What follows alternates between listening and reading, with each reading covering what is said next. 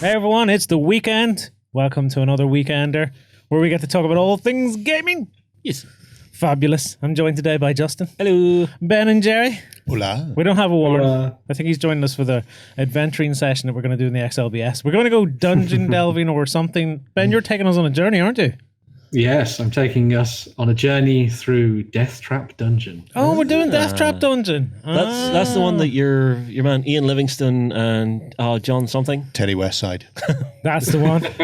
They actually did that at UK Games Expo. No, it's not Teddy Westside, for goodness sakes. No, I always get the guy's name wrong. He does Escape Jackson. the Dark Room.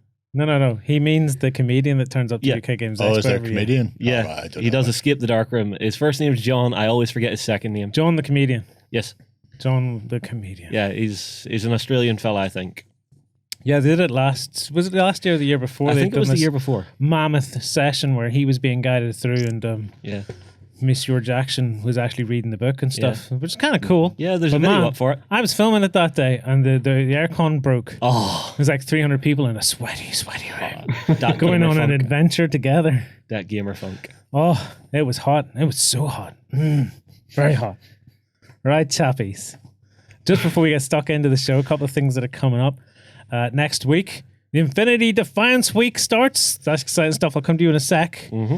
And we also have John Matthews in the studio to talk about the upcoming D-Day campaign, Yes. which also kicks off on Monday. Mm-hmm. Well, the themed week will technically kick off on Tuesday, but there's going to be some stuff on the internet on Monday, so technically it's Monday. Mm-hmm. And then the D-Day campaign also kicks off on the Monday. We'll talk to John a little later. Jerry, I believe you and Warren got a wee chit chat with him. I'll come to you now in a sec, John. No worries, no worries. Didn't you? You got a wee chat? We did indeed. We sat down for a wee chat and it turned into quite a long ganch. Oh, well, there you go then. So Justin, Infinity, what are you going to tell us? What's coming up next week, mate? Well, the key thing to note is, so it is an Infinity-themed week, but it's not for Infinity the game. Yeah. It's for Infinity Defiance, which is their self-contained sci-fi dungeon crawler, which is coming to Kickstarter, which launches on the Tuesday. Yeah. So we have Carlos in the studio. We go through everything you're getting in the core set and the collector's edition. We get a demo game in with him, which is less of a demo game, more of me, Jerry, Carlos, and Warren sitting around a table having an absolute blast with the game. Yeah. We get to talk design. We get to talk stretch goals, things that can be unlocked, just everything you could want to know about this game. Cool. So we have a whole week mapped out then. Yes, and we have prizes. Oh, we have prizes. We have 3 copies of Operation Wildfire to give away. Yeah. And the way we're doing it this time is, because we have 3 prizes to give away, we're going to pick a winner from some of our communities. So we're going to pick a winner from YouTube, Yeah. a winner from OnTableTop, Yeah. and a winner from the Cult of Games members. Oh, so cool. they have to, you can comment on each of those for Yeah. a chance to win. So you've got good chances to win on this Oh, one. that's cool. So, right, comment on the YouTube channel. So Yeah. a video goes up. Hey, put a wee comment in there. Yeah. Then come on over to ontabletop.com, put a wee comment in there. Double Hey. your chances. And if Yeah. you're a Cult of Games member, You get a bonus chance. We're gonna pick one specifically from Cult of their comments. Yes, Cool. exactly.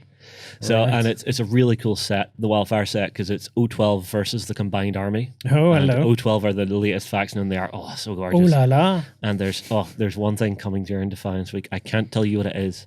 Cannot tell you what it is. But some players are going to lose their shit. Is it a badger the size of a bus?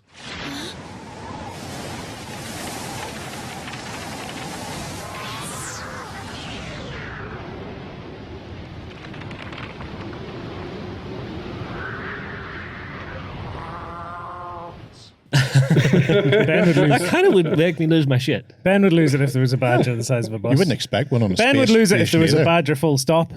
I would. Infinity World. Just imagine that. You could be a Nomads player, Ben. They do anthropomorphize themselves. Oh, he's got a point. I'll definitely have to do that then. Badgers forever in space. Badgers in space. Right, yeah. So we got a chock-a-block Yeah. program ahead of us. Yep, So it's stay gonna be an tuned for absolutely great week. John coming up later in the show to talk about the D-Day stuff. Right, first up, fellas, let's get stuck into some news. Yep. I believe there's some, is it like more bony stuff for us to look at this week, Ben? Yeah, so kicking things off for Age of Sigmar, we had the news that this weekend sees the launch of the new set to get started. Yeah, I'm so excited. Wah. Oh, you like the ogres then? Because I know you don't like the Ossiarch Bone Reapers. So yeah, this is the new set which combines the new Ogre More Tribes, which is going to be the new faction for them, with the Ossiarch Bone Reapers. So you get basically a lot of the standard ogres that you've seen before for use in Warhammer Fantasy Battles, but with a new Ogre Tyrant model leading the way. And then obviously on the other side, you've got the Ossiarch Bone Reapers there with pretty much all the new models, apart from a few here and there, which existed around the sort of end times of Warhammer Fantasy as well. On top of the actual box set, it comes with the rules and also a little sort of scenario pack to play through the fight that you can see between these two forces. There's also going to be 2 Battle Tome releases as well. So you'll be able to pick up the new Ogre More Tribes book, which combines a lot of the stuff from the, I think it's the Frostmoor clans as well. So those guys from sort of like more wintry areas of the world. And also the Ossiarch Bone Reapers in their entirety are coming to the tabletop. Stop looking at the nipples on that ogre. No, it's not the nipples. Go back to the ogre, Justin. This is how I look with my jammies. Because I got a pair of jammies for Christmas that are far too big, so I have to pull them all the way up to here. So what, do you have like the belly plate? Or do we need to make one for you? I don't have the belly plate, but I was thinking that's probably what I need to accessorize it with, like a big gold belt. I actually could make you one of those if you want. That'd be I awesome. need to take like a mold of your belly though. Yeah? Yeah. Yeah, that's how you get you. Sorry, Ben. So obviously, just to reiterate, it's the Gutbusters who are the ogres that you see there, and it's Beast Claw Raiders. That's the other side of things that already have sort of existed The in mounted what cav ones. Yeah, so the ones all the big shaggy beasts and all that kind of thing as well. On top of the 2 battle tomes, there's also a couple of new terrain pieces as well, and these are some of the things I actually quite enjoy seeing from the new Games Workshop releases for Age of Sigmar. So you've got the Bone Tide Nexus there, which is sort of like a focal point for all of your magical energies and stuff for slaying wizards and that kind of thing. That's so Necron-y looking. Yeah, I was just It thinking is very people are going to Necron-looking. convert these into Necro. And there's also the Ogre More Pot, as you can see there, which is for throwing in all those bodies, cooking them up into a nice stew, and consuming them on the battlefield. And I assume that's why the ogres are going to fight against the Ossiarch Bone Reapers, because the Ossiarch Bone Reapers are there stealing all these bodies and all that kind of thing, when the ogres are like, hey, that's our food. Bring it back, please. So, yeah, I assume that's what's going on with this immense box that you see here. Now, I have to say, I can see an icon of corn on the side there. So, I mean, like, if they throw some flakes in there, will they have corn flakes? Your music's bad and you should feel bad. Oh my god. Yes, yes, they will. Just no. No. Oh, come on. It's so bad it was worth it. Let's see the Ozzy Osbourne thing again. That's a cool piece of terrain. It is cool, but it is very Necron-y. I mean, this kind of just sort of pushes the whole, these are the Age of Sigmar Necrons. Yeah. Basically, I can kind of dig that. You underdig it. I underdig it. I like quite it. like it. I like it actually because it's not just skulls scattered around. This is whole skeletons and stuff. Actually, it is actually kind of cool. Now, you see, I would nearly take the top of this terrain and try and convert it so that it was like a little bit more tacked up and floating and turn it into like a Catan shard. You could easily do that, probably. I think that With a could little look bit, really a little bit badass. know-how. Yeah, That very would look cool. kind of cool. Jerry, you look bemused, mate. Was one of the first heroes for the Ossiarchs have multiple faces on it? Yes. That's all right. Because I knew I'd seen a multi-faced thing before, but I couldn't remember if it was GW or somebody else. No, If it was just GW imposing. for this. Yeah. It's the Necropolis Stalkers. So the guys with the with the multiple arms. They have That's multiple it. faces They've that got spin around. many faces. Yeah, here they are. They're like Manny face. Yeah, because it reflects the amount of souls that have been imbued into their bodies, so they can change their fighting style on the battlefield by changing their faces around and stuff. So, Yeah. It's actually kind of a cool box. I go up to the big picture of the picture. two because, like, I have not really been sucked in by the Aussie army, but you know, I'm kind of when you see them like in the box set and then laid out, it's actually pretty cool. Well, I've never been a huge fan of the ogre design for Workshop, but these are not bad. Let's see the ogres. I like the new tyrant. Let's see them up close So because if I at first go glance here- I thought, ooh, they look kind of nice. Well, the standard ogre bulls are just the old ones, aren't they, Jerry? Yeah. Yeah. Everything is old except the new tyrant. Yeah. yes. So they're all the same curly-toed fat men. Well, that would explain the familiarity then when I'm looking at it going, Yeah. oh, Do you not remember they did like a pirate one of these? That was one of the Man Reapers. Yeah. Man-eaters. Man-eaters, Yeah. Yeah. It's interesting that they've picked two very, very unusual factions for the box set. One's really thin and one's really fat. But beyond that, they've gone, we'll have the ogres, and then we'll have our new fantasy Necrons. There's no good faction in there, essentially. You're not looking at good guys v bad guys. That is bad guys v bad guys in that box. They're getting away from the every box must be good, evil, containing some form of Space Marine or Sigmarite variant, so. Yeah. Cool. I'm quite content with this. Yeah, it looks like a decent box set, so I'm really hopeful for this one. Cool. Yeah, and it'll all be up for pre-order now, basically. So go check it out. Yeah. Right. Next up, Ben. So next up, we're sticking with Age of Sigmar, and this was some of the previews that actually came out of Spiel for this year. So this time around, they're showing off some more stuff to do with Warcry and one of the new Warcry warbands that is coming away. So these guys are called the Spire Tyrants, and they are the gladiatorial warriors that fight in the fighting pits of the Baron Spire, which is the massive, huge edifice that Archeon calls his home when he's not off raiding and plundering the different mortal realms. So these guys, they consider themselves to already be effectively chosen, but they're out there now to try and put down all the other warbands out there and sort of like stamp their authority on things. And so that's where you've got a little bit of a mix between the traditional Chaos Warrior look, mixing with a little bit of the Marauders and that kind of thing as well. Some of the cool things that I spy when looking through this is that we've also got a couple of interesting sort of variations in here. Oh, yeah. So we've got a Bestigor, which is pretty awesome to see. So there's a Beastman in the mix there, which is pretty awesome.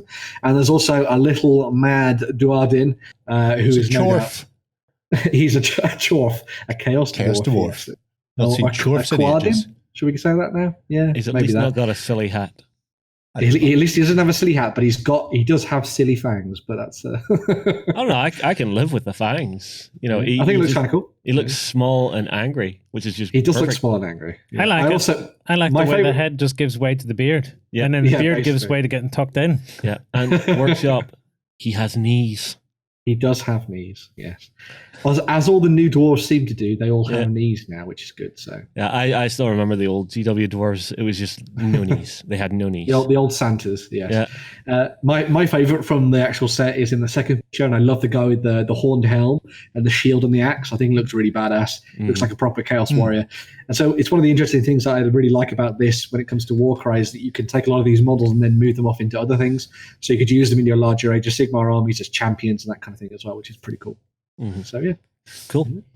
Right. Next up, Ben. What are we moving on to, mate? We're sticking with Age of Yeah, so Sigmar, or are we moving on? We're moving on to Games Workshop's other realm, I suppose you'd say. That's a little bit of 40k and some sci-fi and some Necromunda.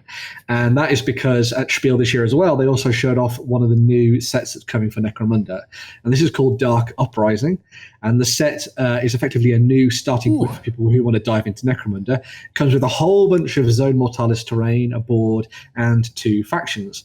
So the 2 factions that are here is there's a new one called the Corpse Grinder Cult. And as you might imagine, they grind up corpses and eat them. Yeah, they make corpse starch. Thanks for clarifying that, because that's just not what I pictured in my mind, but okay.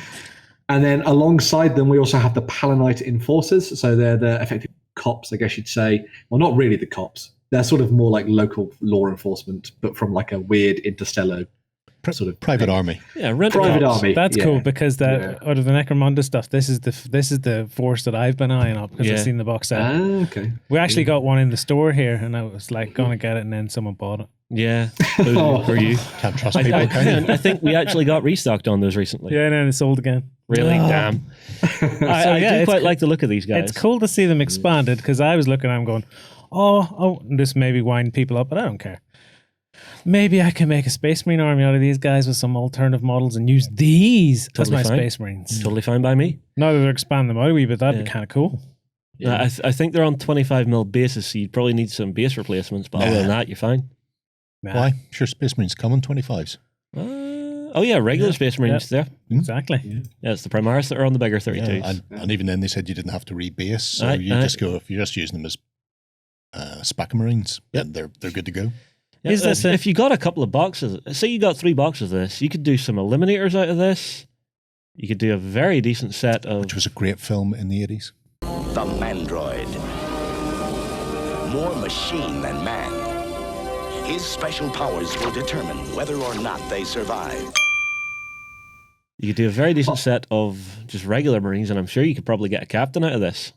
Well, On the other side of things as well, I would imagine a lot of people are going to cult to include it in your Chaos Forces and all kinds of things like that. Because the actual Necromunda sort of kits you get are very varied. So you can do a lot of bits of sort of like kit bashing and that kind of thing as well, if that takes your fancy. I do quite like the aesthetic of them as well. It's kind of interesting to see that kind of a lot more insidious and weird side to things going on at the sort of very base level of the Underspire. They haven't mentioned whether or not there's a new rule book in there. I believe... Because with it, three-dimensional terrain, which you couldn't do in the original Necromunda starter set, you needed to buy the expansions. I wonder if they've actually consolidated the rules to allow you to go up and down, because there'd be no point when you say original starter set, you mean of the new wave, not the one from ages back. No, the one very three-dimensional. Yeah, it was very, but you couldn't go up and down in the starter set. You needed to get the expansions for that. Whereas the fact that they're starting off the bat, going, here's your set, here's your three-dimensional terrain. This is what I wanted that initial starter set to look like. Yeah, because this looks really cool. Yeah. I love all the multi-dimensional sort of heights and stuff to this. It's really cool. I believe they did include rules in a follow-up book, or it may have been in some other format. I don't quite remember, but there is something out there for 3D. Yeah. And I believe this comes, I think the rules for the Corpse Grinder Cult and the Palanite Forces are coming in a book called Judgment, I think it's called. I believe that's already out. Or they're going to be in some upcoming book anyway. So there you go. But no, I'm pretty sure the Judgment book's already out for these guys. Oh well, yeah. Well, that contains rules for the Palanites. Yeah. Right. So yeah. But yeah, there will be stuff for the cult, obviously in that box set, so that you can start using them straight out of the box. Cool. What I'm going to have to do is check if the box set has many different sculpts from the individual force, or is this just the individual force put in a box? If you want, I can jump to GW right now. Have a wee look see at that, and maybe we can come back to that. Ben, what's up next, mate? While you're looking ahead of that, there's also some new stuff that came out in terms of the sort of Chibi Bandai style of things for 40k as well. So there's going to be 5 new models that they've been working on there, if you want to put them on your mantelpiece or next to your computer or something like that. So you've got an Eversaur Assassin, a Skitaria Ranger, a Primaris Space Marine, a Sister of Battle, and then also a Grey Knight as well. So if you fancy having some little bit sort of odds and ends to sort of celebrate your 40k-ness, show them off at work on your office desk or something, then you've got some options there too. It's pretty cool. Cool. Nice. All right. So, Lloyd, in answer to your question, here is the original set of Enforcers. So, I'll make this embiggened. Oh, then there is different stuff. There is some different stuff. So, your commander appears to be the same. Mm-hmm. If I scroll back up here, so your commander is definitely the same. Yep. All the guys with shields are like... Yeah, they're all new. The sniper guy's the same, and some of your regular guys are the same. But yeah, so this entire front row seems to be new. That's cool. Yeah. Because I'm digging that. I'm digging this particular faction. Mm-hmm. I think it's really sweet. Yeah, nice. Chris Handley's actually painted up a really cool set of Palanite Enforcers, and he's done them in white armor with red as their sort of accent color, and it looks very, very cool. So I'll see if I can find a link to that and put it in the show notes below. Okay. Yeah. That'd probably be the only thing I would do. I probably wouldn't go on the whole blue-yellow thing. Yeah. I'd probably go, I don't know, maybe a little bit more muted in the color. So like a grey with another grey or something like that. Because I kind of look at them and I get the whole, if it's not going to be Space Marines, I'm going to feel them as something different in my mind. You could go for like the Judge Dredd look on these and it might look very cool. Could do. That black with the red trim on the helmets and then the gold shoulders. Yeah, it's just I want to avoid... green. Apple green boots and gloves. Oh yeah, yeah, that could look really sexy on these. And navy blue leggings and bodysuit. Yeah, because that is what Dredd is. Okay, it's very bright. It's incredibly bright. It's brighter than you think. Stop thinking of the movie. Yeah, I very know. Bright. I know. There you go. Think 2000 AD, Justin, not Stallone. Yeah, whereas I'm thinking more along likes of War Machine from the Marvel movies. That could work. I see what you mean. Yeah, that could be kind of cool. Red, white, and blue. No, not that version. No, that's Iron Patriot. When he's in his grey uniform. Wait, just after he thieved it, it's just the bare metallic. Well, so basically, before his paint, mates sneak in with the spray cans. Yes, pretty much. Yeah. What's up next, Ben? So talking of Marvel, in a weird segue, we're moving on to some stuff that came out as the third wave of releases that'll be out hopefully towards the end of the year from Atomic Mass Games. And this is a whole bunch of new sets. So we start off with a look at some Asgardians. And leading the way, we have Thor and Valkyrie, who come together in a set there, which is very, very cool. They've gone for a lot more of the comic book look for both Thor and Valkyrie here, which I thought was interesting. Because again, a little bit of a mix between the different aesthetics between the MCU and the comic books, which I thought was really cool. I see Thor's been smashing the crap out of something because just look at the way he's based. He's been up to his eyes in battle. Yeah. Obviously, one of the cool things about Crisis Protocol is that you can throw stuff around and smash terrain and that kind of thing. So those kind of bases definitely make sense and stuff in this format. Moving on to the next set, we've got Loki and Hela. So if you remember, obviously Ragnarok, a lot of people will know Hela from that. And we've got Loki there, which is in an interesting sort of blend between a comic book version and his MCU incarnation there. And then Hela at the back, who's also looking very, very cool as well, summoning up all her eldritch power and stuff like that, which I thought was very nice. And then for the last set of characters for this release, because there's also some terrain as well, we've also got Vision and Winter Soldier. So if you want to start building up your Avengers, your assembled Avengers set, then you've got Vision there to help along with that. And you've got Winter Soldier, who could be a bad guy or a good guy, however you want to play it out, as with pretty much anything else in Crisis Protocol as well. I do love that Vision is phasing through a wall on his base. It is very good. He doesn't use doors, remember? Just because he's too stupid to go over it. That's the only reason he phases, I'm sure of it. He's only a computer after all. Yeah, so. It's interesting, the first wave. Well, that's actually not the first wave, because the first wave would be Mordok and Hulk. But the second wave that they've released, there's only really one bad guy. Well, no, I suppose theoretically Hela and Loki aren't good. Theoretically. Well, I don't think they're good. No, I may like their characters, but I wouldn't classify them as necessarily being good. We differ on that one. I don't know. Loki, it's hard to tell. But it's you've got a half and half in that one. You've got Valkyrie and Thor, so two good guys together, and then potentially, depending on your point of view, two bad guys with the rightful Asgardians. Just saying, they're both black hair and fond of knives, and Thor's blonde with a hammer. Which one was the real adopted one? But yeah, so they've gone twin evil, twin good, and then half and half. So really, that doesn't look like they're specifically going for splitting each pack. Yeah. It's just whatever they feel goes together, maybe. And one of the key things with this as well is that they, I believe anyway, that Thor, Valkyrie, Loki, and Hela all come with the Asgardian keyword. So there'll be some cards and stuff that will allow you to run a predominantly Asgardian force and use that on the tabletop, which would be kind of cool. Do you know what would be good about some of them fall into multiple categories. So Thor also they'll probably have Avengers. Multiple. Yeah, they'll have multiple categories. Yeah. Do you know what is good about having Vision coming to the tabletop?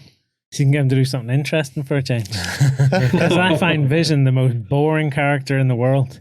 Like, he's just too powerful in the MCU. Yeah, though. Like in the MCU movies, because I'm not really into the comic books and stuff, so I can't, don't crucify me for, no, he's amazing because he did this and this. But based on the movies, same as Scarlet Witch. Doesn't do very much. Scarlet Witch is probably more powerful than Vision in the comics and in the MCU, but they really dialed her back quite a bit. I don't know, the one that annoys me the most from the MCU, even though I love the character, or the guy playing the character, is Doctor Strange. Well, that's strange. I think he's amazing. No, any time he showed up in the comics, it was just like, oh, don't worry guys, I've been off meditating, all this bad stuff happened, fixed, click of the fingers, done, I know how to sort this. Just an I win button, and I hate that. Just to sort of reiterate how things are sort of standing at the moment for Crisis Protocol as it is, the core set should be coming out sort of mid-November, I believe. And then after that, we're going to have, obviously, you've got MODOK and Hulk coming out straight afterwards, more or less. In fact, they're probably coming out basically as soon as the release happens. Then following on from that, you've got Black Panther, Shuri, Akata, I can't remember her name, unfortunately, and Killmonger.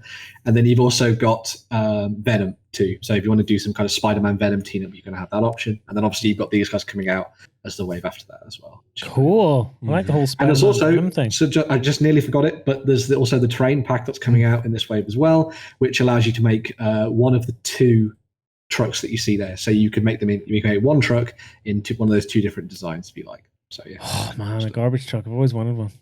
something big I to know throw that sounds people ridiculous, into. but you will be surprised at how useful those trucks are going to be.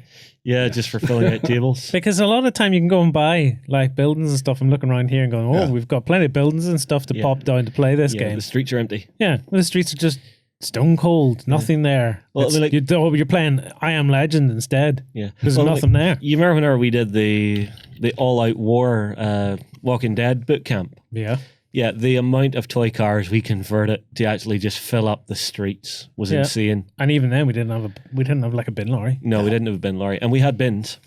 We had bins, but no lorry for the bins. Cool. Feel bad, man. Probably why they didn't get emptied then. That would be it. Radio Ben, what's next, mate? Just quickly, just before we move on, the name of the character that I forgot, Okoye. That's the one that is missing from that Shuri and Okoye pack, just so I remember. But yes, moving on to the next release, we're looking at something else that you guys talked about a little bit earlier as well, and that is that the pre-orders are now live for the Judge Dredd starter set and a whole bunch of extra bits and pieces from Warlord Games. Wow. See how bright they are. Yeah. Look at them muted colours. Yeah. So yeah, this is the new starter set, which I believe we've at a little bit in the news over the last couple of weeks, which is called I Am the Law. It comes with a street judge and a rookie judge, which could easily be Dredd and Anderson, if you wanted to use them in your games. And it also comes with a pack of 8 block gangers as well, if you want to beat some people up and show them who the real law is on these mean streets of Mega City 1. There's also the special edition miniature that comes with this set and basically every other version of the pre-order you could think, which shows Dredd taking on Death there as well, if you want to pick that up as 2. Obviously in the set you're going to get a rulebook, you've got a whole bunch of scenario guides, you've got terrain templates and sort of maps and stuff to play things out on, and you've got your tokens and your cards as well. If you've played Strontium Dog, which was the game that came out from Warlord, I believe it was the tail end of last year, potentially. It's basically an evolution of those rules. So if you like those rules, you can see some awesome stuff coming on here. And in typical Warlord fashion, they've also got a whole bunch of other stuff coming your way when the game launches too. So you can see the Mega 1 collection, which is their sort of big all-encompassing bundle. You can buy lots of this stuff separately as well, or in different fashions, which comes with a whole bunch of extra sort of weird gangs and stuff for the street, a whole bunch of characters and things that I could never name, and also some good guys as well, if you want to, well, good guys in Judge Dredd, who are walking around and laying down the law as well, which is pretty awesome there too. So lots and lots of stuff for Judge Dredd. I love the way they've designed the fatties with the little belly wheels. Trundle wheels. Do you know what they remind me of? Very cool. There's 2 big guys from the States, I think it was, who used to ride around on the tiny little Yes, the bikes. tiny motorbikes. Yeah. The twins. They were The Harry Bikers, was it? They No. They were Guinness Book of Record winners for being the biggest twins, and they had 2 tiny motorbikes that were under them. You know, the tiny ones, if you go down to like a beach resort or something. Oh, you mean like the little circus ones? Well, Yeah. like a little tiny, it's like a little scrambler bike and miniaturized dirt bike down. Down to like half a meter. Oh type my of size. god. They were amazing. Okay. But yeah, the fatties with trundle wheels are great. Yeah, that and the judge on the bike looks pretty badass. But no sign of those morons on their skyboards, which is probably for the best, to be brutally honest, because they deserve some time in the cubes. Really looking forward to this. This one is going to be the first from Warlord where I think it is all their new resin. So Yeah, I no believe so. metal, no plastic. They're just running with the resin the whole way, which we've seen with SPQR. Nice. So there is actually a preview pack if people haven't come across it before, which is a couple of the Block War scum and 1 street judge that you can actually just pre-order. So it's a little 3-man pack that comes out at the end of October. So you can actually get it a few weeks before the launch of I Am the Law if you've not come across the material before. Is the bike and stuff going to be in the resin then? Everything, yeah. So it should all be fairly easy to work with, lightweight, and very, very good detail based on the secure stuff. I'm quite curious about just how this game plays. You know, how have they brought it to the tabletop? We'll have to wait and see for that. Yeah. Cool. Right, Ben, what's next, mate? So next up, we're moving into a little bit of high sci-fi in the outer Galaxy, and this is from the guys at Battle Systems and a new expansion for Core Space.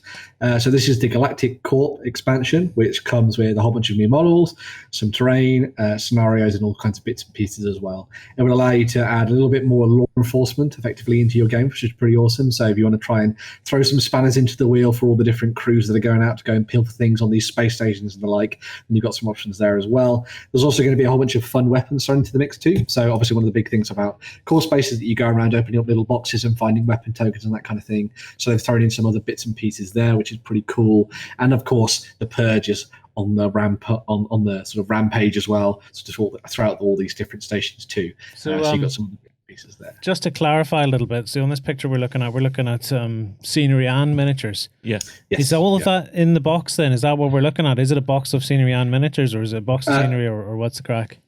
So you get the miniatures. You get most of the miniatures. You also get the sort of larger terrain piece that you see in the, which is the particle transmitter. So that's one of the pieces that comes in that box too. And then you also get a whole bunch of cards and additional bits and pieces and accessories at the same time. So it's a little bit of an add-on pack that allow you to use the core set and develop on that in a different way. Do you know what's cool about that? Is it the sign that says chugging a dog? Oh, I gotta see that. I didn't see that. Just there. Yeah. That's not right. Cool. But no, see these robots. Go down to the other picture. Yeah, the Purge. The robots and stuff. Actually, if you bought the Marvel set and you had some of these kicking around, they'd be really good robots. Oh, yeah. Yeah. To have smash. Ultron's army. Yeah, Ultron's army. Yeah, I was just thinking as well, like, you see the big dude in the middle there? Yeah. You see if you got your Necromunda stuff, that guy might actually rock pretty well for a captain if you wanted to run them as Space Marines. Yeah, a big beefy dude. Yeah. What do you call the guy from Mad Max? Immortan Joe? No. His son? The toe cutter. No, the little guy used to ride around on his back. Oh, Master Blaster. Master Blaster. I get a Master Blaster vibe from him. Just a big guy in the middle. Yeah. Although, do you want to know something really funny about Core Space? Recently, the creators of South Park actually put it into an episode. Oh? They put Core Space into an episode, which was really, really cool. Apparently, the creators of South Park are huge gamers. Oh, they're nerds. Yeah. Terrible. Whenever They play Blood and Plunder. Yeah, when the Blood and Plunder guys were over, they actually received a drawing of their team converted to South Park, and it was so awesome to see Mike as a South Park character. Wow. That's cool. I Yeah. gotta hunt this down. Yeah. Nerds. Mike Nerds is a everywhere. South Park character. I'm glad I'm not a nerd. I'll have you know I'm a geek. Call me Don't by you my worry. title. He couldn't fit you into the frame even if they wanted to, Jerry. It would No, just be, yeah, but it would like kinda let's say they wanted to put you into South Park. All Just the be wee kids knees. are down here. Yeah, it would just be like Yeah, it up would to, just be the up to waist. about here, and then there's nothing else. It's from the waist. Just a pair of legs walking through screen. That's it. Hello, children. Hello. You're all terrible. Very much so. We could probably Photoshop that up, make you feel better. Yeah. What's up next, Ben? So just a few more news stories to go through. First one is a quick one that was effectively a lovely little tribute for Warren, but obviously he's not here, so we're doing this in spirit. And that is to show off some really cool stuff that came out from Stronghold Terrain, thanks to the sculpting of Boris Rizolzin. And this is his little Heavy Metal Heroes tribute. I was just thinking to that. a very cool band, Man of War, if anyone knows it. So yeah, a really awesome little tribute to them, which I thought was a very cool little miniature set that could easily be used as your own fantasy skirmishing warband if you were so He's missing a inclined to sword. do so. That's terrible. Who's missing a sword? Let's see the picture again. Because there's a front cover with sword and hammer like that. So I'm assuming that's Ross. That's definitely Wheels of Fire. Who the guy in the that's middle? Right. Joey. That's Eric. And that's Carl at the end. So that's good. Like that. That is pretty cool. That's awesome. Death. Boris false does some metal. amazing. Boris does some amazing sculpting, so it was really nice to see this pop up. And also, it was very, very nice to send me a larger image that I could share with everybody. So, thank you again to Boris for doing that. It was very cool. God bless him. Coolio. Starfinder stuff. Yep. Yeah. So next we're moving on to some stuff from the guys between sort of partnership between Paizo and Archon Studios. So Paizo obviously wanted to get a whole bunch of new miniatures out there for people to use in their Starfinder games, and Archon are now working on a range of hard plastic models for you to use in doing such a thing. So the first 7 models are out, although I just picked out some of my favorites from the range here. And as you can see, they all come on sprues. They're 32mm scale, and as I said before, hard plastic. So what we're seeing here is you've got a dwarf soldier. Of course, I picked the dwarf soldier as the first model to look at. Oh, very, very cool shocker. looking stuff. And then we move on to a couple of different half elves. So we've got the half-elf operative and the half-elf steward as well. So they've all been done up to effectively look like the iconic the iconic characters that you get in the main book for Starfinder, which is sort of like sci-fi with fantasy mixed in together in sort of a world where everything has basically moved on thousands and thousands of years, and all those fantasy races are now in the stars, which makes a lot of sense. And then we finish off with a little bit of a villain as well. So we've got the Necrovite there. So if you want to throw one of those folks into the mix, it seems that necromancy is alive, or should it be dead and well in the far future? No, necromancy is undead and well. Undead and well, yeah. I think that's pretty cool. Yeah. Yeah. And it has the added bonus of not being a half-elf. Yeah. Yeah, that's also true. I did seem to find myself picking up a lot of knife ears as I was going through. That's terrible. Cool. So I think I've got a dwarf elf weird combination thing going on right now. We'll see. Why do I think that whenever you watched The Hobbit, Ben, you were just cringing when one of Oakenshields guys was chasing that elf lass? Yeah, it was. You're just sitting there going, "No, never the twain shall meet." Yeah, they shouldn't meet, but I like both of them. Go back to the top sculpt on that, because there's very sort of first a, one. yeah, there's sort of an aesthetic going on here that I'm trying to nail down in my head. All right, here you go. It's sort of a squarey, chunky sort of thing. I quite like it. Yeah, it's quite blocky. Which is kind of cool. Yeah. I kind of like the exaggerated features and things going on. Yeah. Well, that's specifically for the molding. You have to overdo the features, otherwise they don't come out right. It's the same as chainmail. Because if you go down to the next one with the cape, Mm-hmm.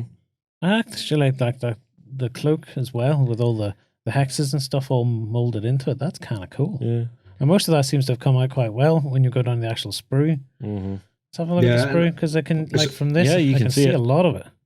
Yeah, it's one of the key things I wanted to show off in the previews for this. Is obviously they've shown a lot of the renders off on social media and things like that, but they wanted to show off the actual sprues and things that you can see there as well. So you can see how the models will actually look when they come out to you, shipped out to you on your tabletop and stuff. Cool. Very cool. Very nice. We like you. Last Bastion then, Ben. So yeah, Last Bastion is a new game that's coming out from Antoine Bauza and Productions, and this is a new take on a classic cooperative game called Ghost Stories. Now, Ghost Stories was a game where you took on the role of Taoist monks who were holding off sort of ghosts and zombies and all sorts of weird things that were attacking a village in sort of Chinese mythology.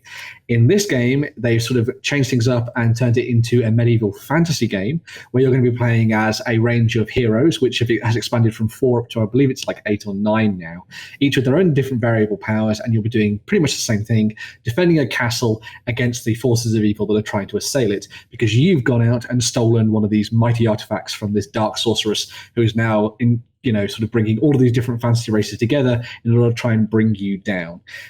This game has seen quite an upgrade compared to the original Ghost Stories, which is pretty interesting. So you've got a whole bunch of new, much better quality plastic miniatures in the box. All of the artwork has been taken up another level and all that kind of thing as well. They've added in a lot more customization. They've made it a little easier as well in parts. But there's also a couple of different hardcore modes in there at the same time. And so the general quality of it is just looking a lot better. The thing that's interesting to me, though, is that I really, really like the fact that Ghost Stories, so the previous version of this game, was set in an entirely different mythology in sort of that Chinese sort of Asian sphere. And now we're going to a sort of more standard medieval fantasy thing. But obviously that will sell a lot more board games, I would assume. But it's just a bit different, a bit interesting to see that they've gone for this sort of more generic fantasy setting compared to the one that they had before. Yeah, I would have liked to have seen that sort of evolved on potentially.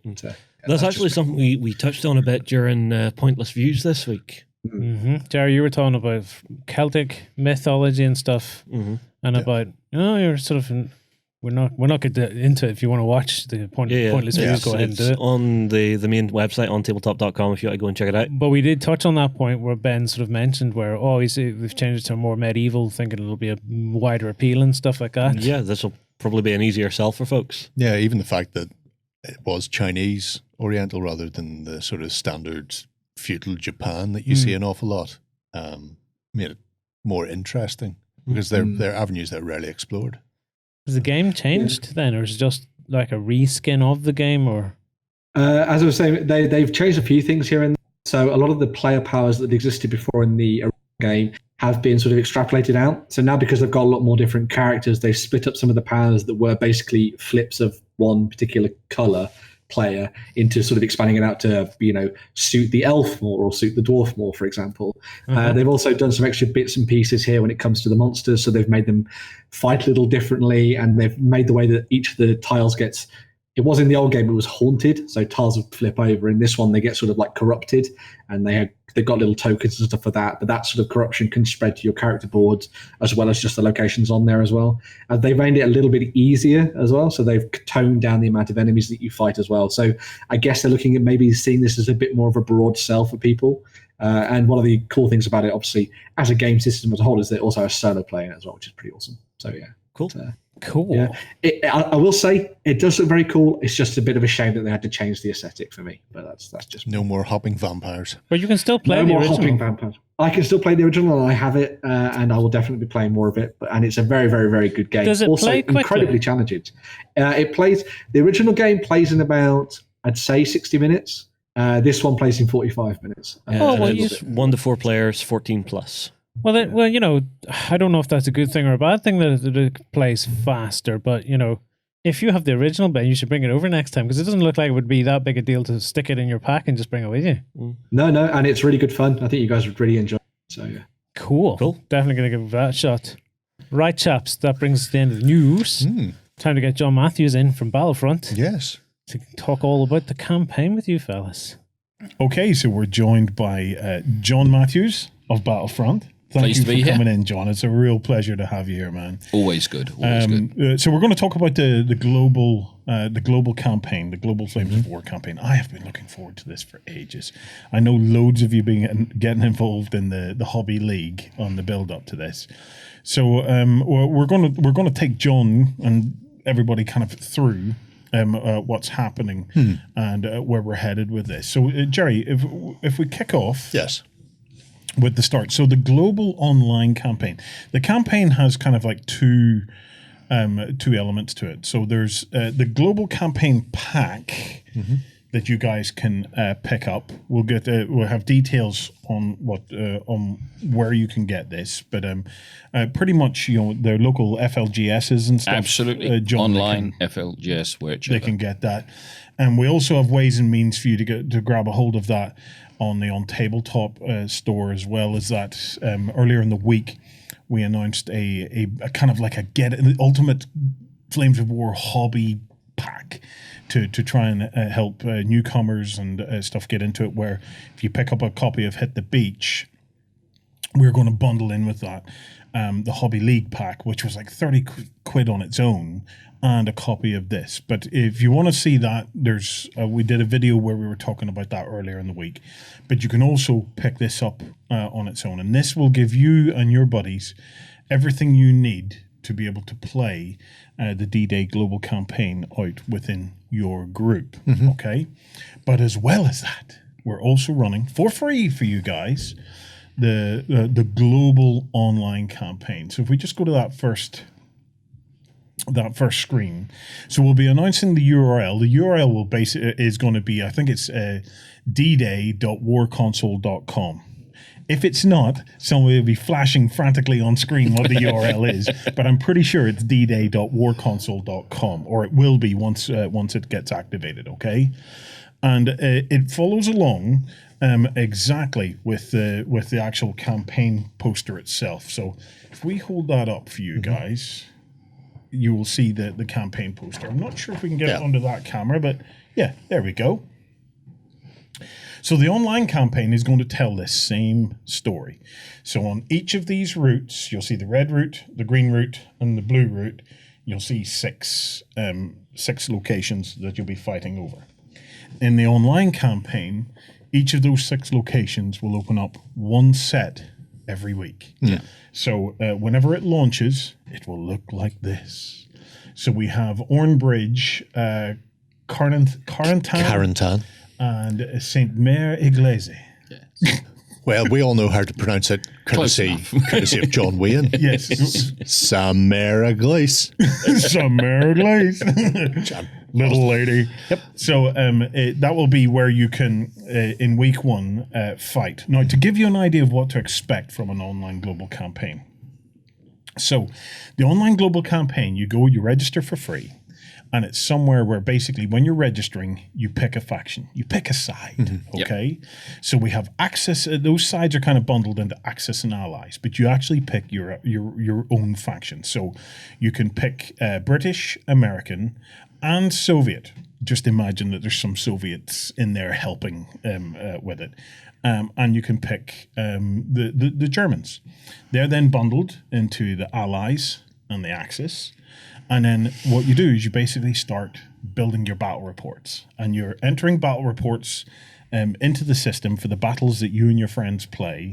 And then those battles, whether the wins, draws, and losses, count towards points for control over the individual theaters that unlock. So here on week 1, you'll see these 3 theaters will unlock. So we'll just scroll to the very top, Jerry, and then we can kind of talk you through the page and how it works. So at the top, you'll see Home, My Command, which is kind of like your own dashboard. You'll see a button for Report a Battle. You can see battles where you can go and look through all the battle reports. You can browse the individual theaters, or you can browse the individual factions. We'll come to those in a minute. Commanders, that's all of the people around the world who are competing in the system.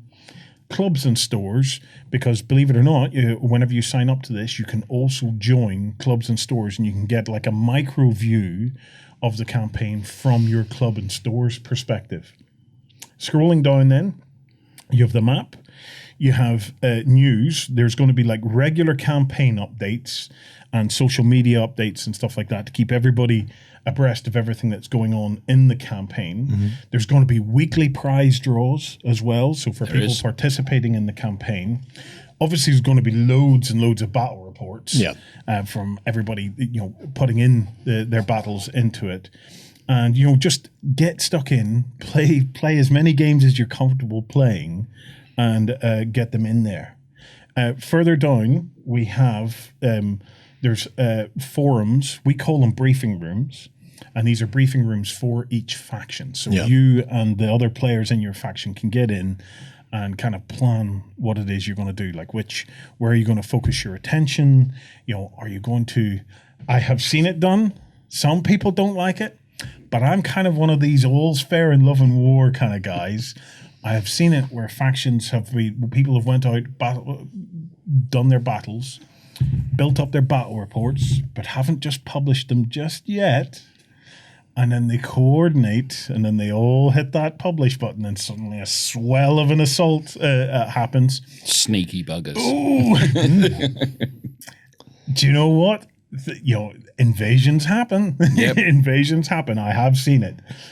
So you'll be able to play in your briefing rooms and coordinate and give advice and help and stuff to each other. And I'm not saying that people out there would do sock puppet account /spies where fifth columnists are infiltrating the Allies forums and vice versa. Yeah, just watch out for anything with Jerry on there. We know who it is. Look, dudes, I'm telling you, there is no closer simulation to real war than one of the OnTableTop campaigns. There will be spies, there will be everything. So anytime you think that something isn't fair, I only ask you to ask yourself one question. Would it have happened in real life, in a real campaign? And if the answer is yes, then you just have to try and find ways around it, okay? Yeah. And I highly recommend that as you are in your briefing rooms, as you get to know a core group of folk that are that are genuinely in there, come up with a cipher. Come up with a cipher and actually post some of your stuff in code and share the cipher among a trusted group. That's cool, yeah. So, we encourage the use of ciphers and codes and all sorts of things. And then you can start to play, with even with your enemy if you suspect that they've got the key to your cipher. This is all about the larger aspects of war. This is the political game, guys, that you get to play as well. So, whenever things happen like that, ask yourself, could it happen in real life? And if it can, then I suggest you find ways to enjoy it rather than to think of it as a board game where, it's not fair, it's breaking the rules. It's hard to define rules whenever you're at war, and that's what this simulates, okay? And I think, if I may, the other thing, of course, is if you think your particular faction is doing badly, go out and play some more games and win. To quote Crixus from Spartacus, don't lose. Yes. Absolutely. And numbers, the swell of numbers. Don't underestimate the swell of it. There's two things that we always say to people that get involved in the war console campaigns. One is the quality of your battle reports count. Yes. So get some pictures and stuff in there, because more people will come along and say, I enjoyed that battle report. I thought that was worthwhile. I thought that was a good read. Because all of those up likes and thumbs and star ratings and stuff actually equate to bonuses later on. Yep, this is one of the things the USA office, when we were playing in the last campaign, didn't understand. So we're banging in our results, and then, of course, we were very poor on the write-up. Yeah. Because, of course, we're always too busy, and we're busy working on this, everything like that. And, of course, it had to be explained to us later, going, yeah, but you get no bonuses. And we're like... It just shows you we didn't read the document as well as we should have done. Now is a good time, actually, to absolutely. cover the ethos of how this system works. I'm going to take you back in time to whenever we first decided that we were going to build a campaign platform. It started out with global campaigns can be a lot of fun, okay? But we took the stance that a global campaign is most fun whenever people can interact with one another. Yep. And a community can come together and share in the experience. So for us from day one, it always had to be about more than just banging results into a system. Yep. What we wanted to do, we had this premise of a battle report would count for more if on the balance of probability you were sure that battle actually took place. And that was the case of you're never going to be able to stop people coming in and just banging in results. No. So what we did was we set kind of like minimum levels where we said, look, get some photographs in there, get a certain amount of text in there, and we'll let other people come along and give you ratings of commendations that unlock like medals and things like that for you. And then when it reaches a certain threshold, we kind of say, on the balance of probability, that battle actually did take place. Yep. And if you can link them to your opponent's battle as well. And you can do that, yeah. So you and your opponent can share a secret key with one another that allows you to link your battles together. And all of these things unlock extra bonus points later on. So we tried to make this make the platform as community spirited as possible, because the other thing you want at the end of a campaign is you want something that people can go back and look over. Absolutely. Yeah. So by encouraging players in a global campaign to put up tasty battle reports, it sits there. When the thing is long over, people can go back and have a look over the battle reports and see what people have done. The battle reports themselves can take photographs, they can take text, they can take PDFs, you can upload your army lists, you can even embed videos if you want to take some videos and stuff of the games that you've played. It's all in there for you to use or not use. Yeah. Okay? But the better battle reports score more points. So I know that some people would maybe prefer to sit back and just plug in results. And you know what? That's fine.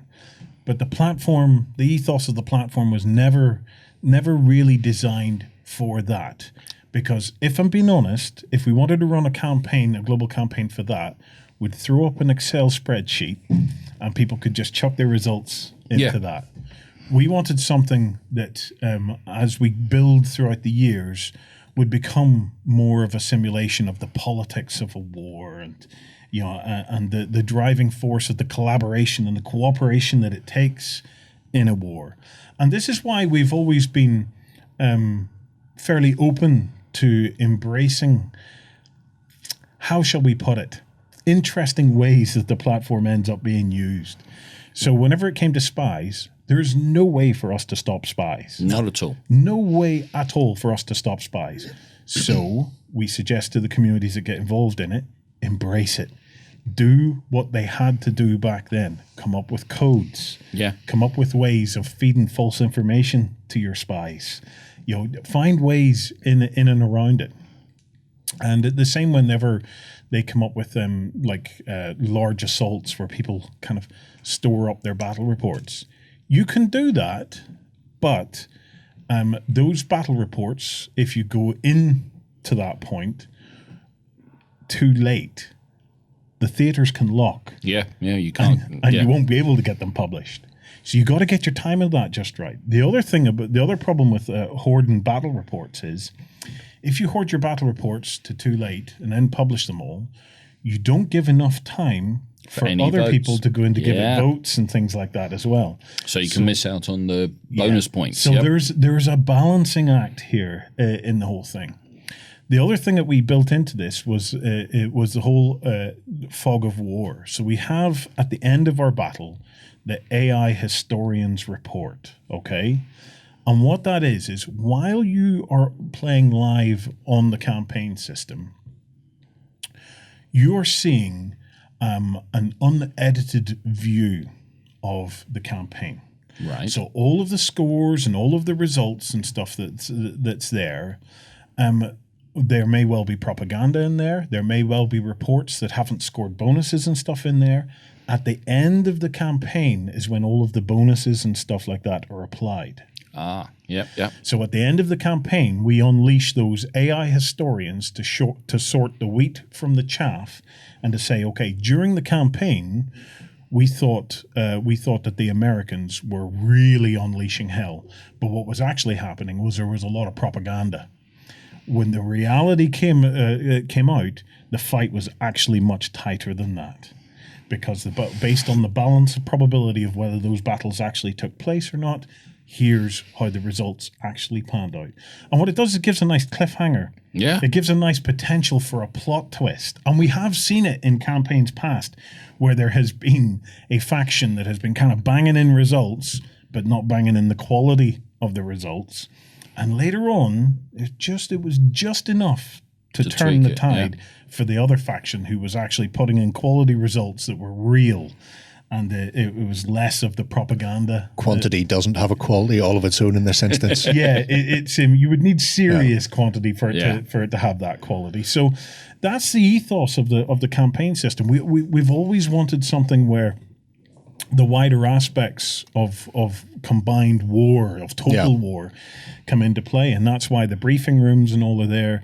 For the few weeks that it runs, you can kind of just be in there. And if you can't be playing games, then just you can read other people's battle reports and give them commendations and give them rankings. We ask for you to do that fairly because the system is smart enough to notice patterns that if you start going in and downrating people, the system is smart enough and it'll ignore you. And it may even give extra bonuses to them. So I advise you just to be fair on it because the system will know, will spot these patterns.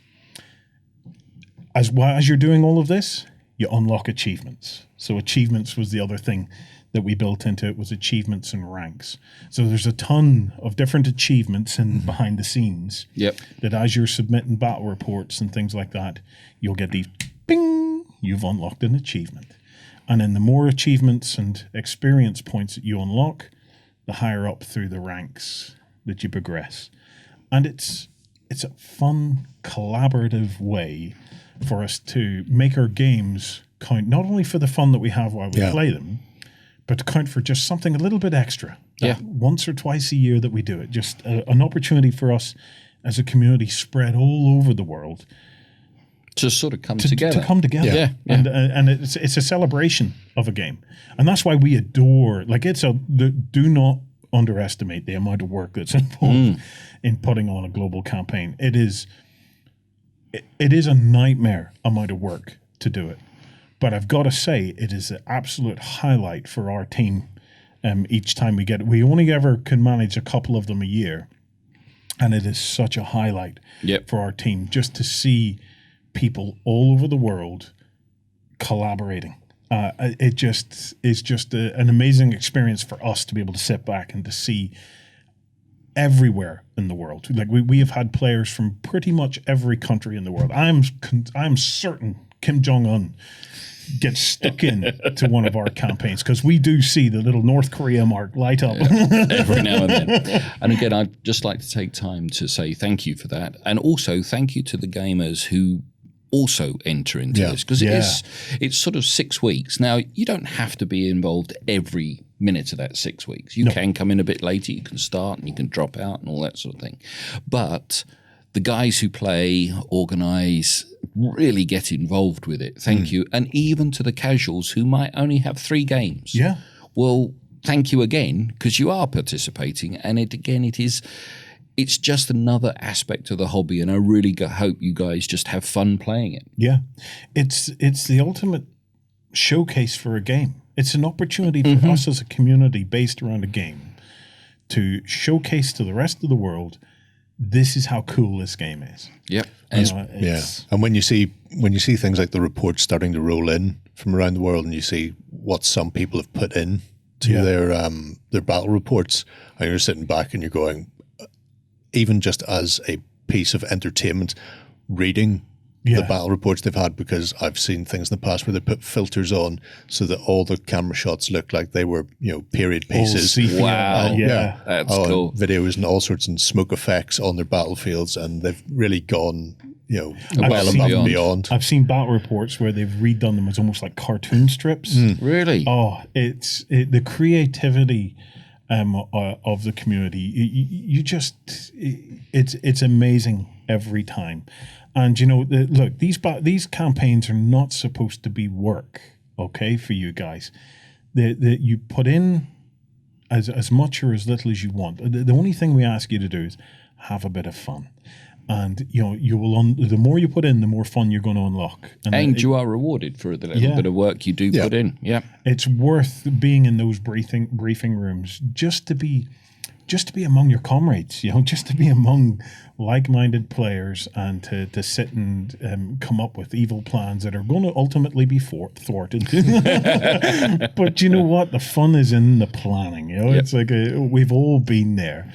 And you can all be Patton, you can all be Monty, you can all desperately trying to get the resources you need for the battle reports to go into the area that you think is most adequate. Man, I often think about the hundreds of people going into those briefing rooms and sitting at their desk with a whiskey and a cigar, saying, "I'm a general tonight.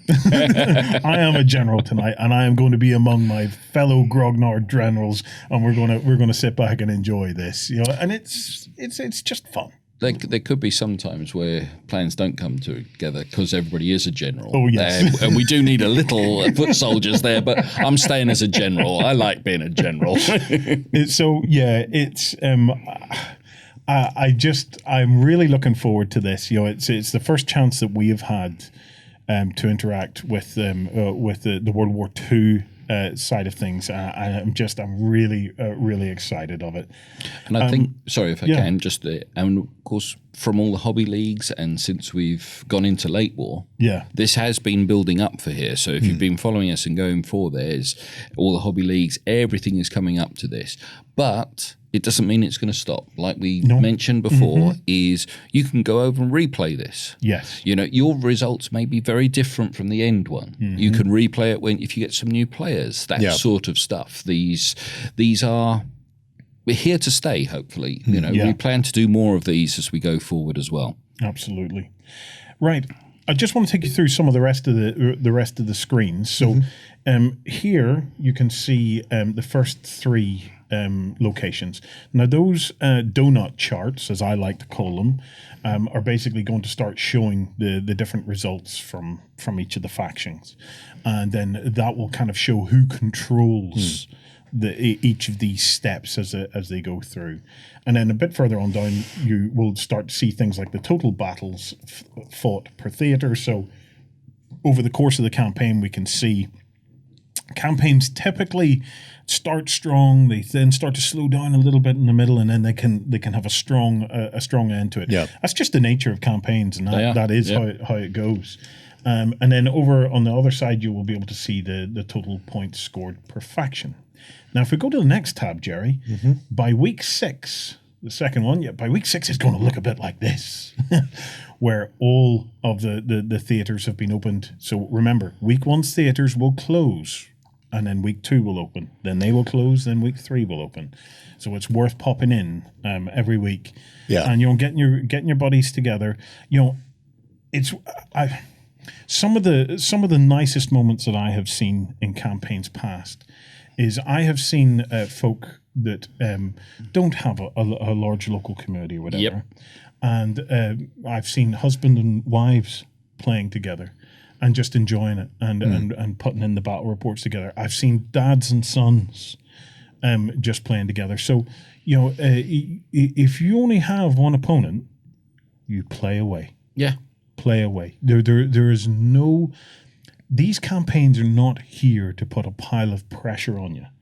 They're there to give you an opportunity for you and whoever you care about, whoever you can play with, to just play some games and have it be a small part of a larger picture that's taking place. So I'm really looking forward to seeing what happens and how control of these locations pans out over the course of it. Okay, what's next? The next tab? Mm-hmm. Aha! The news. So, if you go to the tab after that, they're basically the news lays out in a bit of a timeline. So, a big shout out to Alexander and the other guys in New Zealand who will be pumping news and things like that into the campaign. But if you click into the news, you'll see updates and things like that starting to work their way through. And then if you go back to the previous tab, then you'll be able to see what's going on news-wise there. Next up, right, so this is a faction tab. So if you scroll down in this, you'll be able to see for a faction, you'll be able to see the battles fought per day per theater. So as that grows, that gives you an indication. I always really like that particular graph, John, because it shows you where a faction is really starting to put their focus. Yep. And it's really interesting to see how how factions start to band together and say, actually, right, we need to put focus here. We can't win everything. Yeah, we need a result. So let's make sure we win here. In the points scored per theater, as the theaters unlock, you will start to see this kind of like a spider graph build up. Then beneath that, you will see the latest from your faction's briefing room. Then beneath that, you'll start to see some of the commanders that are being picked out. So we have like the top commanders in terms of points. We have battle-hardened commanders. We have the most commended commanders. And then we have the new recruits. And basically, it's an easy way for you to go through and say, okay, I'm going to go through. Let's see who's put in the most reports. Let's see who are the new recruits so we can go in and give them a bit of support and give them some commendations. And it's a nice way to be able to stay on top of the activity of your particular faction so you can give them support. Because remember, when you're not playing, get in there and read and absolutely give them support. Because anybody who spends a bit of time putting stuff into this, they deserve a bit of recognition. They deserve their teammates to come in and say, you know what, well done, man. Thanks for doing that. And then after all of that, we get down and we get into the actual reports, and you'll be able to basically browse through the various reports and stuff that are in the system. Okay, moving on to the next And I take it those tab. stars there, that's the sort of thing saying these was liked, we found this useful, everything like the that. ratings and things, So it's very obvious right from the word go, this one's worth reading. And go from there. Okay, that's the same thing for the British, and the same thing for the Soviets, and then for the Axis players. So you all have your own kind of central faction control hubs or headquarters where you can go in and get a view of what's happening. Okay, then you can go into the theaters themselves and get a perspective of what's happening within the theater. So if we scroll down, you can see the points scored per faction in the donut chart. And then this battles fought per day is an interesting graph as well, because it'll show you how many battles have been submitted over any given times. And all of this really leads to a nice narrative. Even a nice narrative. We often encourage factions to write their own kind of overviews of what has happened from their perspective. So we say to them, in your briefing room, why don't you write up a report of what happened from your perspective? We got together and we did a major assault on such and such a date, and so on and so forth. And we can give you ways to submit that into the team at Battlefront, and they can take that into account and they can publish those as well. So you start to write it up as you guys saw it happen from your point of view. And then you can get down into the various battles. And again, we have filtering in here, so you can show me battles that have images, or show me battles that have video, show me battles that have army lists. So you can filter it down to try and find the battles that you want. And a big part of that is it's supposed to act as a kind of a resource, even well past the close of the campaign. So that you can go in and you can say, well, I'm really interested to see what army lists people were using.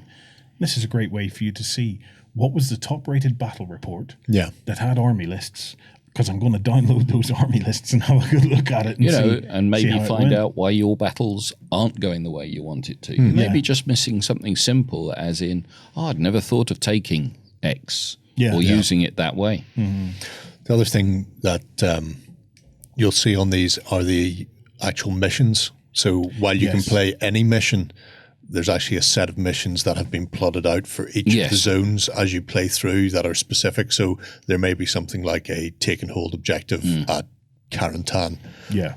And there'll be a specific mission that will be tied in, and you'll see it when you go into these screens. But you can potentially play any mission you want out of any of the books or the cards or whatever you want to do. So that's a number of important things actually to mention. One is you can join in this campaign by playing either Flames of War or tanks. Absolutely. We have missions in there, official missions for Flames of War and tanks. But equally, in any battle report that you submit in any theater, you can either use the official mission, or you're very welcome to base it on a mission of your own. It's complete flexibility there, guys. There's some really great missions that have been designed by the developers back in New Zealand for use in this, but it's entirely up to yourselves. You're very welcome to download them and have a look through them, but equally, if you want to submit a battle report based on your own custom mission that you've done, you're very welcome to do it.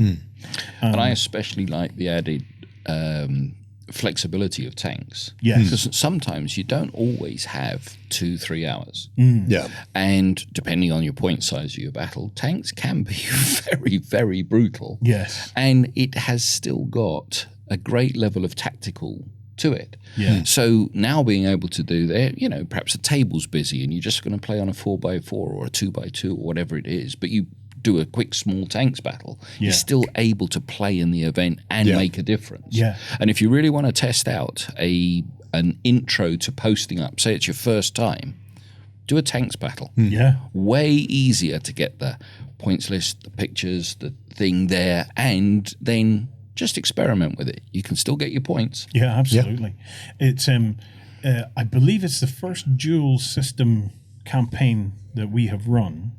And when the possibility of, I remember the early meetings where we were talking about what we were doing, and somebody just mentioned in passing, wouldn't it be cool if we could get tanks involved? And like on this side, it was like, oh yes, we totally have to do that. Yeah, it's to have that flexibility to either go into your good-sized Flames of War battle, or to scale it down to something based on tanks with a different game, a different type of fun.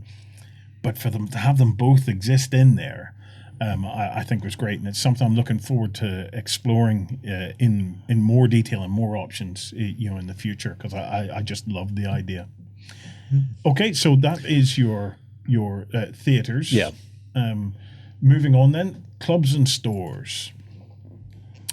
We have built the system with clubs and stores in mind.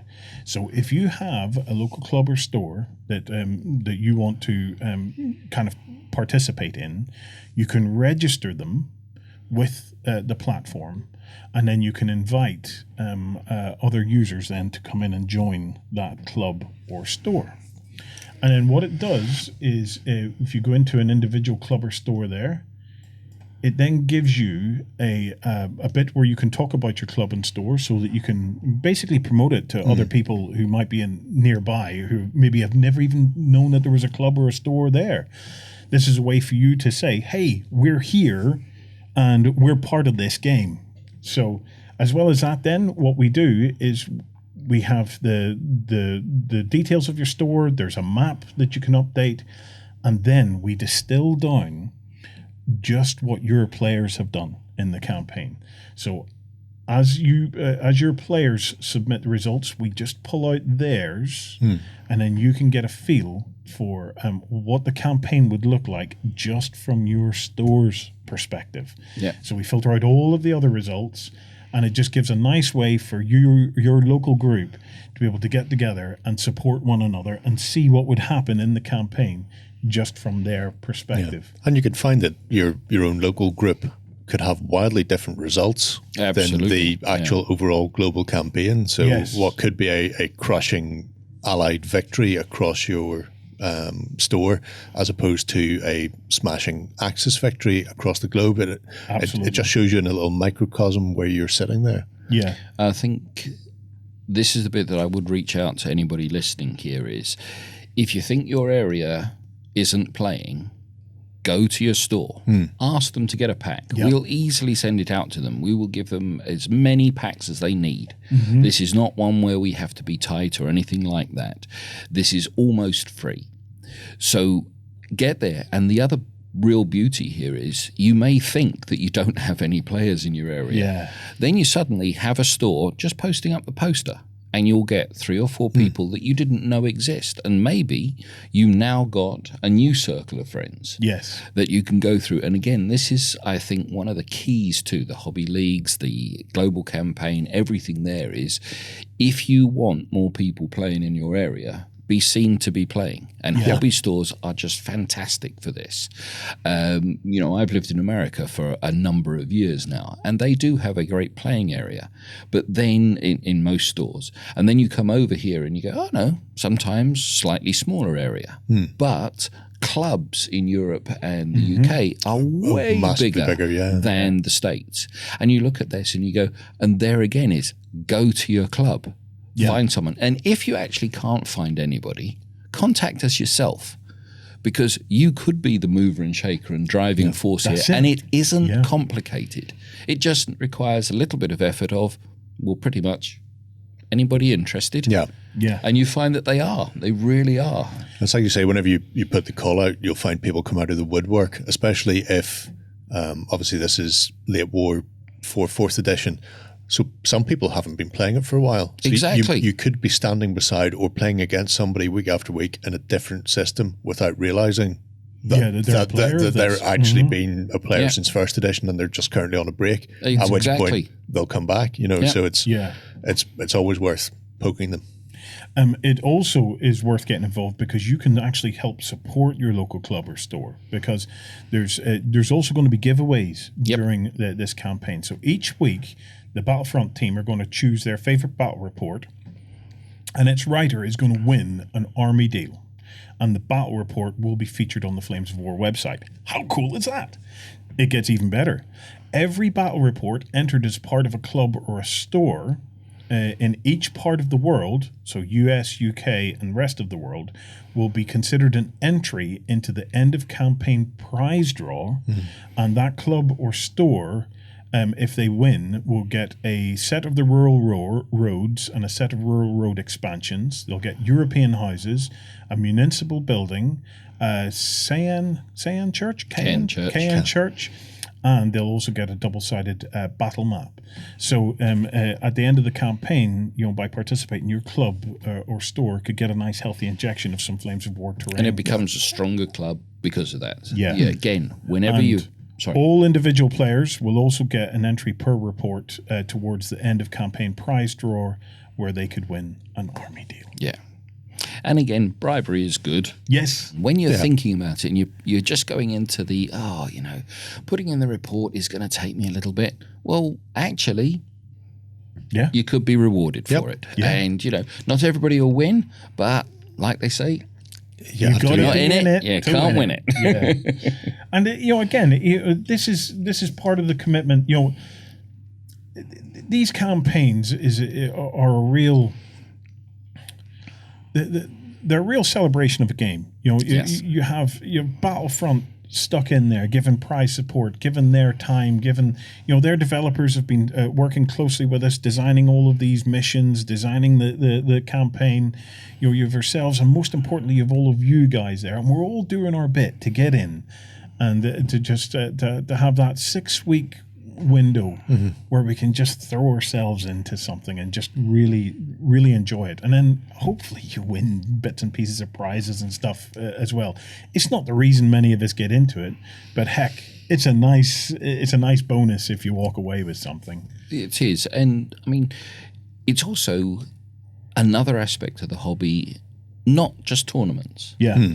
And I'm not dissing tournaments at all. They are an aspect of it, but another excuse to be able to play in a different environment, And a different kind of list, possibly. absolutely. As well. You have this with, there's a goal at end that actually in a tournament, there's normally only one winner. Yeah. Yeah. Well, here you can be part of the winning side. Yeah. Or do your damnedest to make your side the winner if that's what floats your boat. Yeah. Or just the excuse to say, I'm going out on a Tuesday night. Yeah. Yeah. I want to get my game in.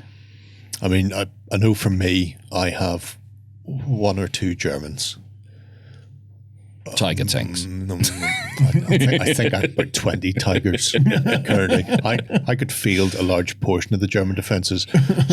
But for me, what I can do is I can go, right, well, my initial game might be in a specific place, and I'll go and I'll theme my list to whoever was defending that. Yes. And I'll backtrack back down one of these tracks, and each one will be a different list for me, themed to who was there. Exactly. Because I've got a lot of stuff. Other people might not have as much, and they may go, well, I'm going to try and just come up with the optimal Horses list for courses, and man. work through.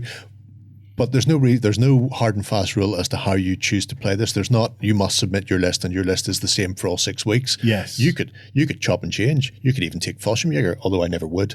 I have a lot of Germans and none of them are those flyboys.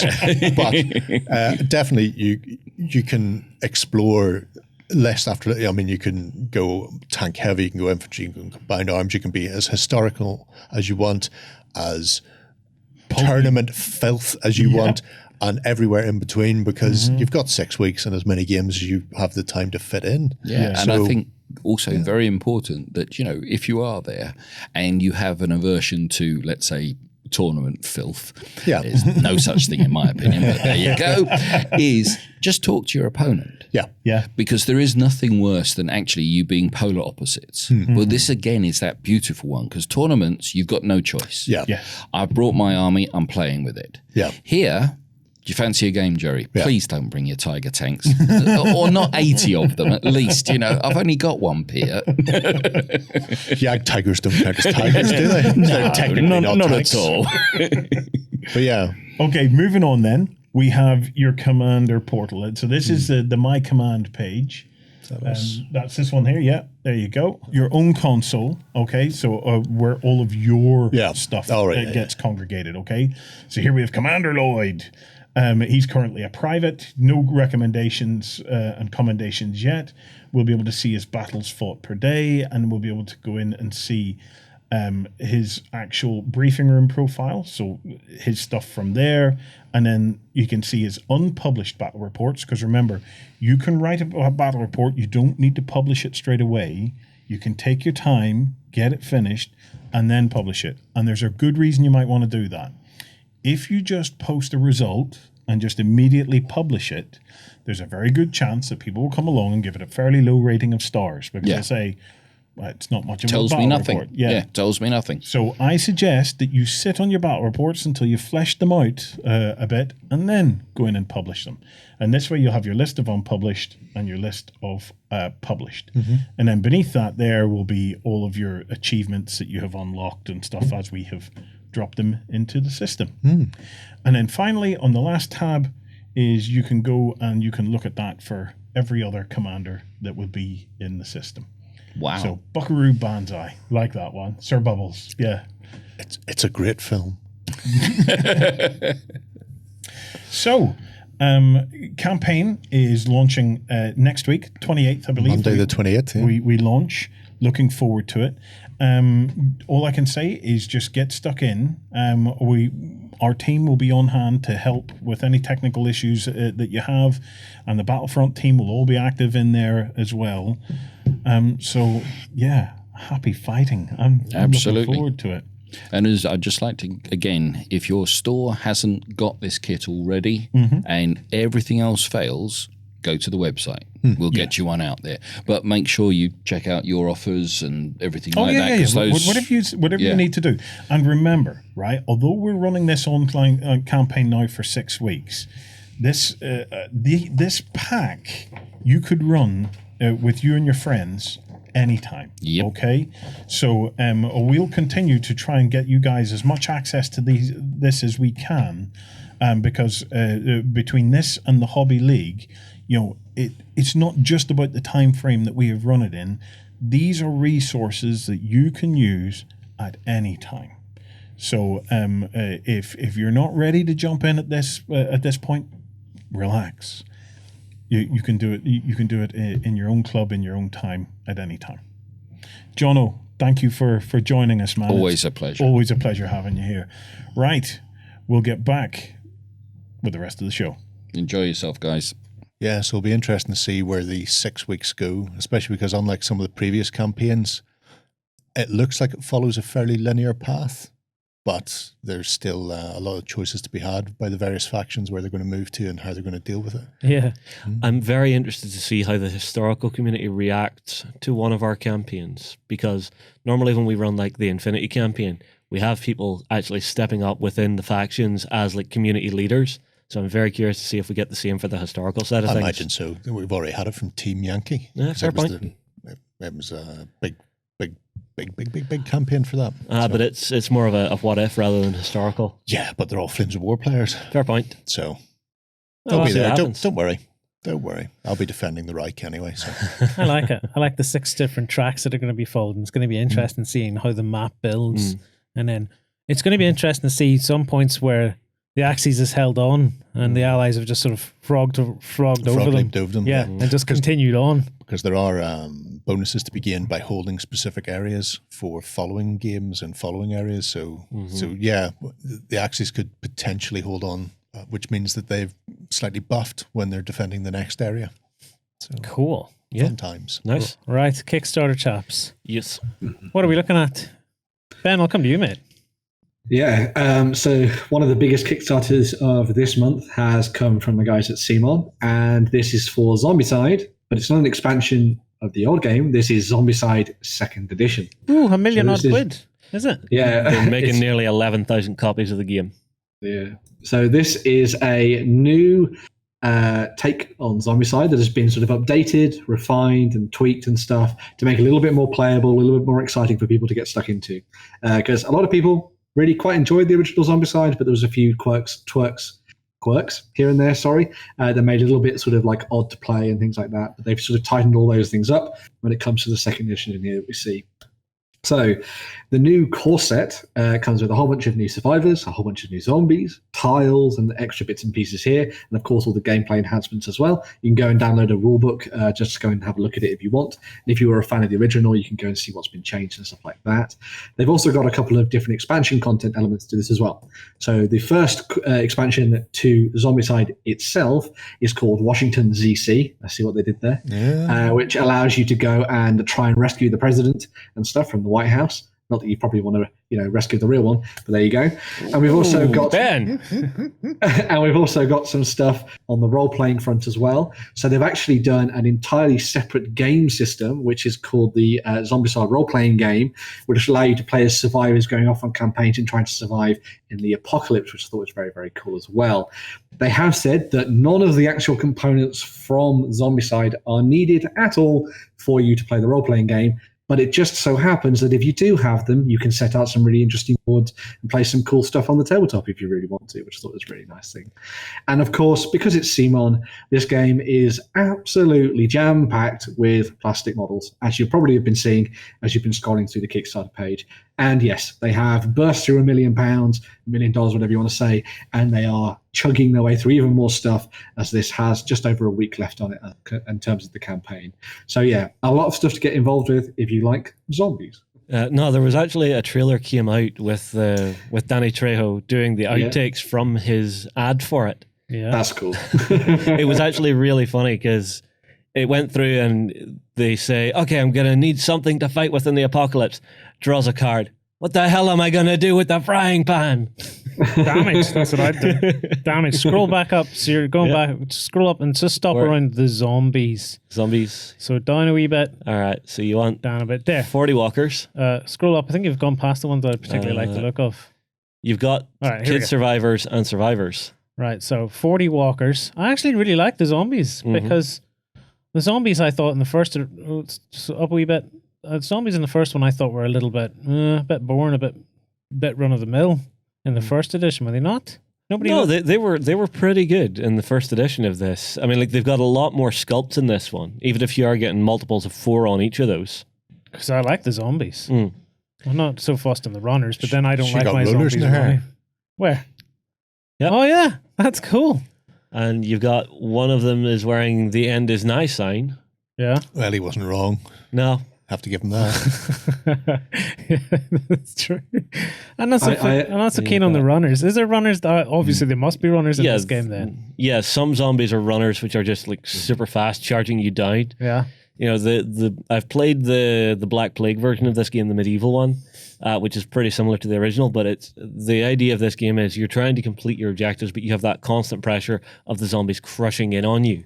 Right. And you trying to beat back the waves so that you can actually do your objective before you get overrun. And they actually did Survivor zombie versions in that as well, which was quite cool. I don't know if they've done it for this one. You're going to have to do a lot of beating on those abominations before they even notice that you're doing it. Well, the big ones are the abominations at the bottom. The ones above are the fatties. Oh, the fatties. Right, yes. Either or. Either or. Yeah. Doesn't matter. Yeah. Although I love the guy on the left because he's got like a little IV bag hanging off him. Oh, that's creepy. That's a really nice touch. Justin was talking about the Danny Trejo set. I've just spotted it further down the page, and the set comes with a version of him as a survivor, him as a walker, and also a version of him as an abomination with just machetes stuck in all angles of his body, which I thought was very, very cool. So yeah, some cool stuff coming out for this. Lots and lots of really interesting characters as well. Yeah, and then you've got the Washington ZC pack has, yes. Hey, they've got a Justin. They have a Justin. I'm happy. Be the first to die. So you can go check out those different videos, and they've talked about what's changed between the new editions and also what they're presenting in the new expansions as well. So there's some really cool videos there if you don't want to do the reading side of things. Cool. Right. Definitely going to have to check it out. Yeah. Gents, I just believe that brings us to the end of the show, but we have some prize winners. People that should go and check if they're winners. Winner, chicken dinner, yeah. There is one thing I want to show just before we... well, you found something juicy, have you? I found something funny. The swimmer zombie. Oh. That's just weird. That's cool. Yeah, it's juicy. I'm impressed his rubber ducky has stayed inflated for so long during the apocalypse. That's a good point, actually. Long enough for him to rot. Yeah. Right. That is bringing us to the end of the show. Justin, what are we doing prize-wise here? What have we been giving away that people can find out if they've won? So I believe the previous prize was we had 2 of the new 2-player starter sets for Kings of War to give away. Nice. If they're wanting to find out if they're a winner, come across to OnTableTop.com, click more, and there is in the Claim a Prize page. If you scroll down to that, there's a big list of all the recent prize winners. Oh, yeah. The winners stay up for 30 days. If you don't claim within those 30 days, I'm sorry, you have lost your prize. Oh, get checking because you're 2 lucky sods. Two very lucky sods. Just to reiterate as well, so those are the prizes from last week's Weekender. There were also some opportunities for you to win by commenting on videos from Mantic about Kings of War 3rd Edition. You can go and check those out, and you're still going to be able to win those. So make sure you go and comment on those, see whether you can win some extra goodies, and then next week we'll announce those winners for everybody else. So. Cool. Well, that's your lot, fellas. We are done. Yep. Join us tomorrow on the XLBS show where we're going to go exploring Death Trap Dungeon. Yes, as are Justin's and Dragons characters. Yeah, so I'm going to kick all your asses. That's going to be amazing. I've seen what you're armed with. I'm not scared. I could be armed with a pen. Like, I could be armed with a pen or a pan. Give me a pan and I'll kick some butt. No problem for me. Ben, if you're all swatted up, you ready to torture us in the dungeon? Yep, you're all going to die. Right. Yep, so. Well, if you enjoyed the show, come on over to XLBS show tomorrow.